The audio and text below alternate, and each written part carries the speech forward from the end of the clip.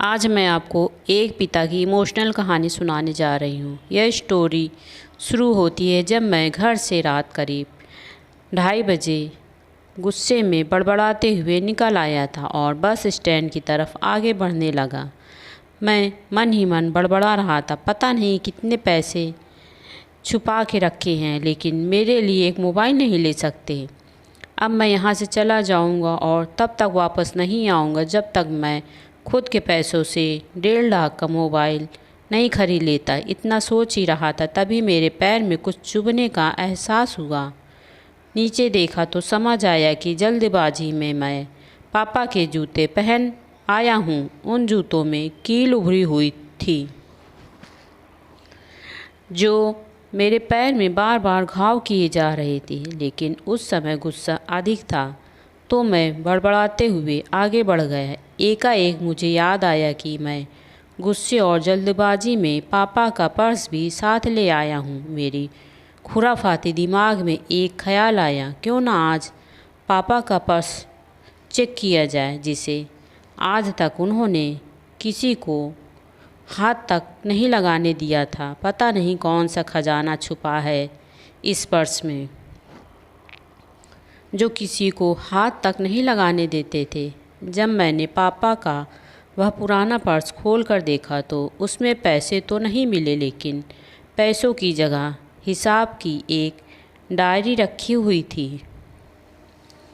तब मैंने सोचा, ओह, तो यह खजाना छुपा रखा है। मैं समझ रहा था कि यहाँ पापा ने लिखा होगा कि किस से कितने पैसे लेने हैं और किसको कितने पैसे दिए हैं, लेकिन मैं गलत था।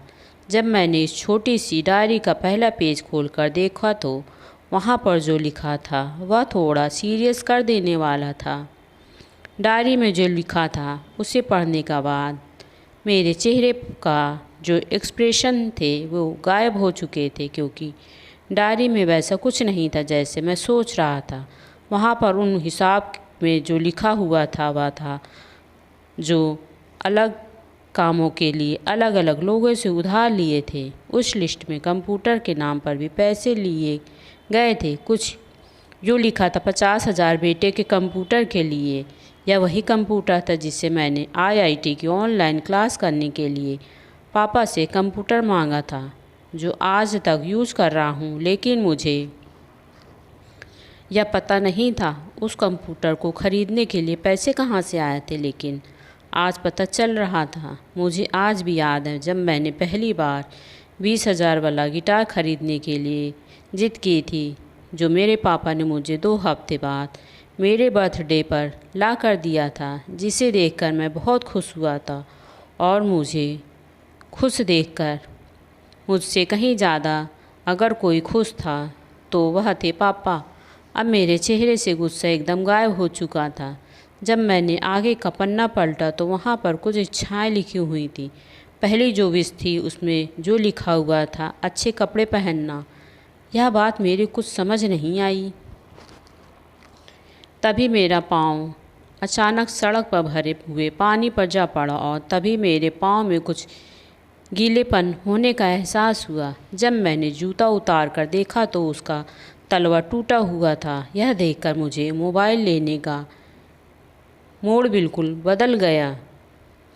तभी मुझे माँ पापा की कई बातें भी याद आ रही थी कि कैसे माँ जब कहा करती थी पापा से, अब तो जूते पुराने हो गए हैं, नए ले लीजिए, तो पापा अक्सर यह कहकर टाल दिया करते थे, जूते अभी और चलेंगे, अभी कुछ दिन बाद बच्चा जब IIT में पास हो जाएगा तो उसका पहले एडमिशन कराना है।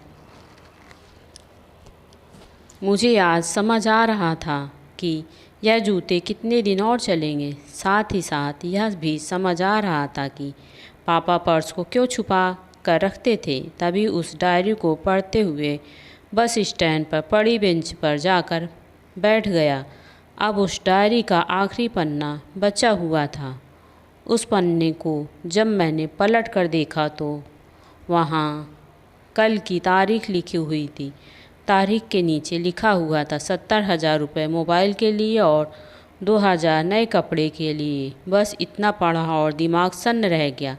ऊपर जो पापा ने लिखा था नए कपड़े पहनना, वह पापा मुझे दिलाना चाहते थे। अब मेरे मन में कोई शिकवा गिला नहीं बचा था, बस मेरी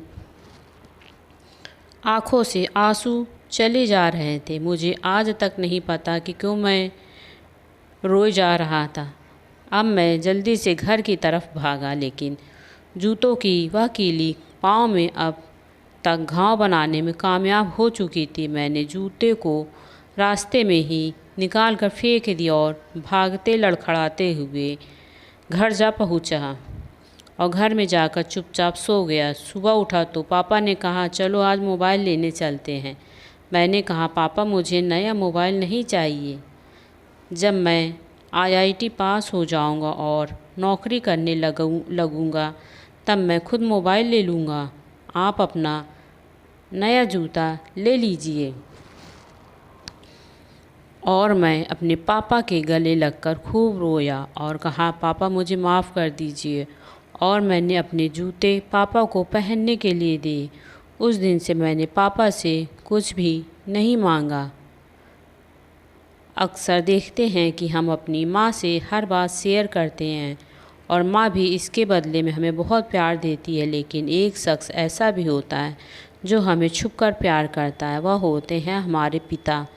यह परिवार में एकमात्र ऐसा व्यक्ति होता है जो अपने बच्चों से उन्हें बिना जताए छिपकर प्यार करता है, खुद की इच्छाओं को मारकर बच्चों के लिए सपने देखता है और उनकी खुशी में ही खुश हो जाता है। मुझे नहीं पता कि आप अपने पेरेंट्स की इज्जत करते हो या नहीं, लेकिन अगर आपके पास पेरेंट्स हैं तो आप बहुत खुशनसीब हो, क्योंकि इस दुनिया में बहुत से लोगों को तो पेरेंट्स का प्यार भी नसीब नहीं होता। अंत में मैं यही कहना चाहूँगी कि माँ बाप की भावनाओं का सम्मान करें। धन्यवाद। प्लीज़ मेरे चैनल को सब्सक्राइब करिए, लाइक करिए, शेयर करिए और सब्सक्राइब करें। धन्यवाद।